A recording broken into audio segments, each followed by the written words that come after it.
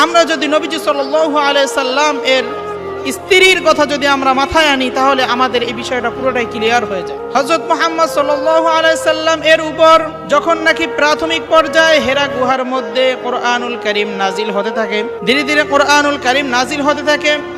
First যখন হেরা গুহার মধ্যে জিবরাইল আলাইহিস সালাম চলে আসেন, তখন তার পাটা থাকে জমিনে, মাথাটা থাকে আসমানে, বিশাল বড় দেহবেড়ি নিয়ে মাত্র 5টি আয়াত নিয়ে চলে আসে। ইকরা বিসমি রাব্বিকাল্লাযী খালাক খালাকাল ইনসানা মিন আলাক।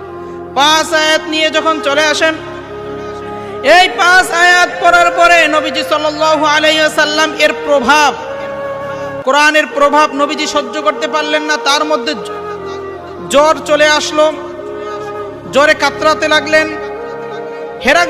হেরা গুহা থেকে ফিরে এসে খাদিজা রাদিয়াল্লাহু তাআলা আনহাকে বললেন, হে খাদিজা, আমাকে কম্বল দিয়ে জড়িয়ে ধরো, আমার শরীরের মধ্যে জ্বর চলে আসছে। কেন আসছে?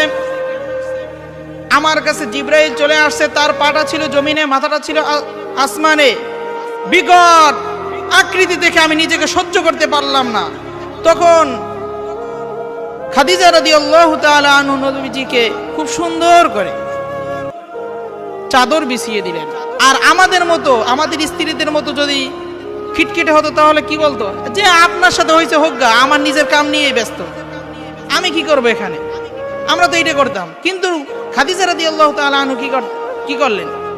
খাদিজা রাদিয়াল্লাহু তাআলা আনহা তার কথা মতো খুব সুন্দর করে চাদর বিছিয়ে দিলেন। কি সুন্দর আচরণ, উত্তম আচরণ। আমাদের মধ্যে এটি নেই। আরো হক রয়েছে। স্বামী যদি স্ত্রীর কাছে রাত্রিবেলা যদি অন্তরঙ্গ মোহাব্বত চায় এবং সেটি সে যদি দিতে নাখোশ করে, সারা রাত ফজর পর্যন্ত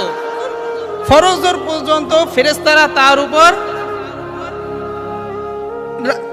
আযাব দিতে থাকে এবং তার উপর বদদুআ করতে থাকে। হাদিস শরীফের মধ্যে এমন আসছে, কোন স্বামী যদি স্ত্রীর কাছে সঙ্গ চাওয়ার পরে এই সঙ্গ না দেয়, তখন সরাসরি আল্লাহ রাব্বুল আলামিন পর্যন্ত রাগান্বিত হয়ে যায়। এ কারণে স্বামীর সঙ্গ দিতে হবে।